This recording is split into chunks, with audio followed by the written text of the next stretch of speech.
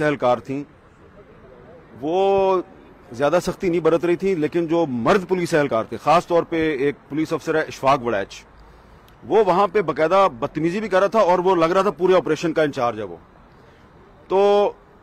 وہ میں نے دیکھا کہ ٹھڈے مار رہا خواتین کو، تو میں نے اس کی فلم بنانی شروع کر دی۔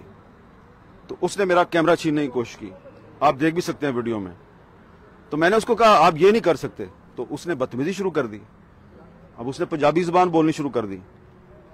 تو مجھے بڑا افسوس ہوا کہ یہ بلوچستان سے آئی ہوئی خواتین ہیں اور یہ آدمی جو ہے یہ ادھر پنجابی زبان کی جو ناقابل بیان گالیاں ہیں یہ وہ سنا کے ان کو تو بتا رہا ہے کہ ہاں واقعی یہ جو سوچتے ہیں ہمارے بارے میں وہ صحیح سوچتے ہیں۔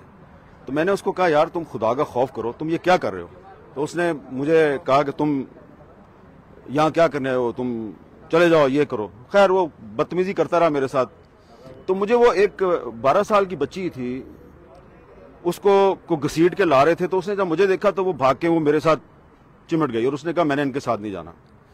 میں نے پھر ان پولیس والوں کو یہ کہا کہ آپ نے عدالت میں کہا ہے کہ آپ نے ان کو رہا کر دیا ہے، یہ آپ بتائیں یہ رہا ہے؟ یہ رہا شدہ لوگوں کے ساتھ یہ سلوک ہوتا ہے؟ تو انہوں نے پھر کہا ہم ان کو بلوچستان بھیجنا چاہتے ہیں۔ میں نے کہا یار بلوچستان کو دوسرا ملک ہے کیا؟ یہ ادھر ویزا لے کے آئیں گے؟ اور یہ آپ کیا کر رہے ہیں کہ یعنی کہ دوبارہ کوئی بلوچ جو ہے وہ اسلام آباد پولیس سے پوچھ کے بغیر اگر آئے گا تو آپ اس کو ڈپورٹ کر دیں گے؟ تو یہ وہاں پہ باقاعدہ ایک لڑائی مار کٹائی ہو رہی تھی، ساری بات میں نے کورٹ کو بتائی۔ میر صاحب جو